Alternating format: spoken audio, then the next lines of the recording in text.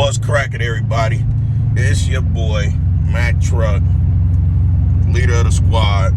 But squad, our team, our channel, because this is a team effort.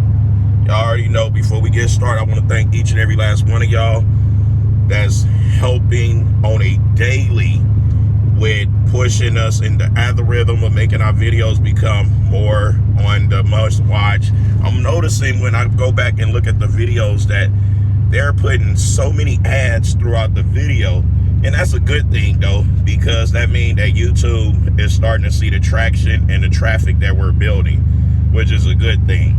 Now, all of the new subscribers, I want to thank each and every last one of y'all for choosing to rock with us, and all of the die-hard subscribers that's been here longer than a year, 2 years, 3 years, 10 years.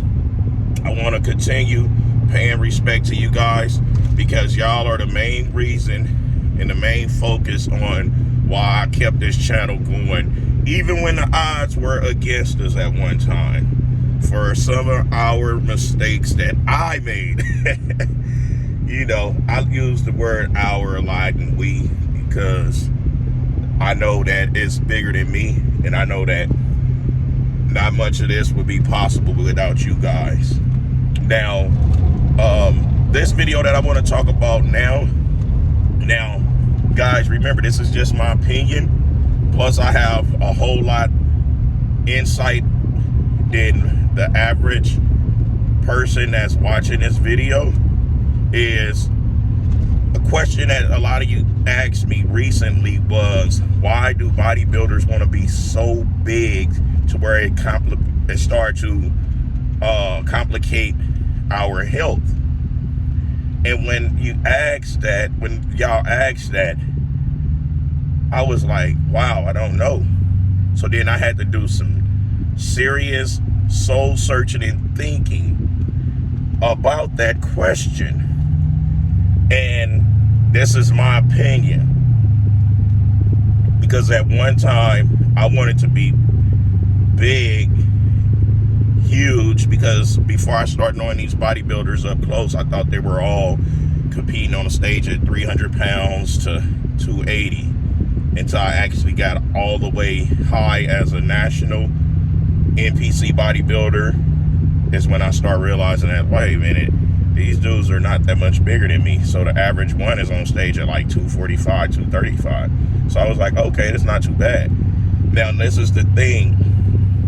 What I feel is, us professional bodybuilders and us top NPC bodybuilders want to be so big because of that same stigma of thinking that every bodybuilder on the top level stage are extremely huge. Now, it's a small truth in that, because we talked about, we all made and gave our opinions about the video I made about Nick Walker, with me being concerned about the young brother's health, because his breathing is crazy, his hands are super big, I know his feet got to be super big, he has no neck, and then he have to use a sleep apnea machine. That's not healthy. That means something is really wrong. And a lot of it have to do with us being overweight. Now, I was not afraid to admit that I am obese. And just because I have lean muscle does not make it any different. Because fat and muscle is still heavy on the heart. The heart don't know the difference. The heart don't be like, oh, wait a minute, he got all lean muscle, I'm gonna let him keep on growing. No, you know, because even what I'm doing is not healthy. The only thing that make it to where it's cool is because I don't stay this big year round. I always would drop down to 215, 210, 208. Then I work my way back up to the 250s, the 260s. You see what I'm saying?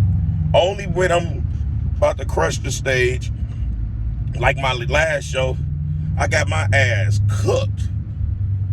I was humbled. I ain't ever been the last person. It humbled me. I greatly appreciated being able to go against some top great guys. So I knew already, like, damn, if I'd have had my water and my conditioning a whole lot tighter, it would have been a hard time for them. But y'all that's been here for a long time, y'all already remember the meltdown that I had, how I barely made the competition. I actually got to the competition like 2 minutes after it already started, so I had very little time to try to bring my cortisone levels back down. I didn't get the opportunity to pump up. I only had enough time to get glazed, so I went on the stage and I had a great time. Getting ready for that show, I was not focusing on being big. I just said I got to at least be on stage between 245 to 250 because I'm 5'11", you know, so that's pretty tall for a bodybuilder. Now in the bodybuilder world, people's gonna think I'm 6 feet, 6'1", like Samson Dada. Me and him are 5'11", but for some odd reason they keep on talking about 6 feet, 6'1". No, 5'11" with a good pair of shoes on, 5'11 and a half. So I think that the majority of us bodybuilders that want to walk around nearly year-round 280, 300 plus pounds is because trying to play the size game. And I blame, well, I'm not even going to blame, but I'm going to say since Dorian came out, changed the game. He changed the game. Him and now NASA, somebody, they changed the game when it came to that big mask monsters. Shredded, dice, hard muscle, hard as fucking granite. You see what I'm saying? Then Ronnie come and just completely demolished. You see what I'm saying? And he got 8 Mr. Olympias off of that, right? Ronnie has the most beautiful, colorful personality and heart there is. He don't ever start nothing, talk bad about anyone. He's willing to help anyone. And he's happy with life. I don't think I'll be that strong to lose all my mobility and have my body be so broken down the way that his is to call myself the 8-time Mr. Olympia.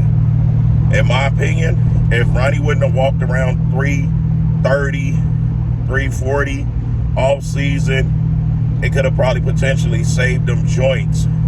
Because not only the hard work hard, our joints also suffers. So those was our role models. And right now we have people that still think that that is the way.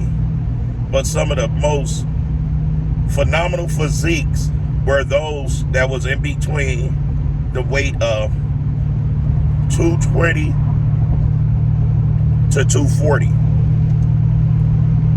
You see, once you start focusing on getting so big, it become a health risk, a scare, health issues. Now, if you don't do it too long with having all that weight on, you could potentially keep reversing the side effects like the sleep apnea, the high blood pressure, the heavy breathing. A lot of that could be reversed. Because when you inherit that as you going further in bodybuilding with the weight that you're putting on, that's the main cause. That's one of the main causes that's making it that way. I enjoy, when I'm not competing, to be able to wear a pair of size 38 jeans and move around comfortably. Right now, realistically, I would have to wear 42s. And I don't want to wear 42s because my waist's too small. However, I got size 40s and my 501s, and even those are too tight on my thighs. Now, I know it don't look like on much of any size when it comes to this camera, but trust me, guys, those of you that see me in person, y'all can vouch for this. I'm a really big guy. You know, I'm a really big guy. And like I say, when I put on an extra 3 to 5 pounds, my breathing and my lungs suffers. until I adapt to that weight. I bumped my meals down to 4 meals a day instead of the 5 and 6 because I was choking in my sleep. Once I go 5 to 6 meals, I choke in my sleep. And that didn't start until 2019 when I turned pro. I was eating 6 meals plus 2 snacks getting ready for that show. And then for me to have to diet down to just do the heavyweight was crazy to me because I smashed the super heavy. So I think my coach should have kept me in the super heavies because that even put a lot of strain on me. A day out trying to drop 11 to 7 pounds before weigh-ins. Guys, and remember, I don't carry fat like that at all. So it was sacrificing some muscle.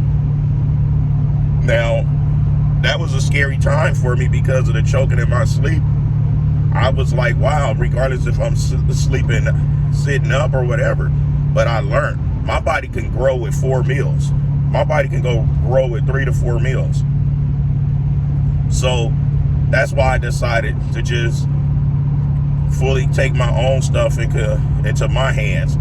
Because if a person not going to be with you night in, night out, they not going to know that you in there suffering.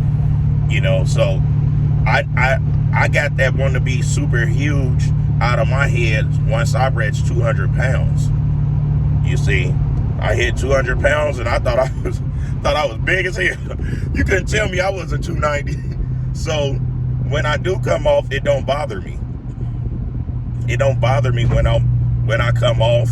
Just like it only affects me once I reach the 245, 250, getting close to 260 to adapt to the breathing. And that right there is not a comfortable feeling. That right there is not nothing that I would recommend anyone to be putting their body through.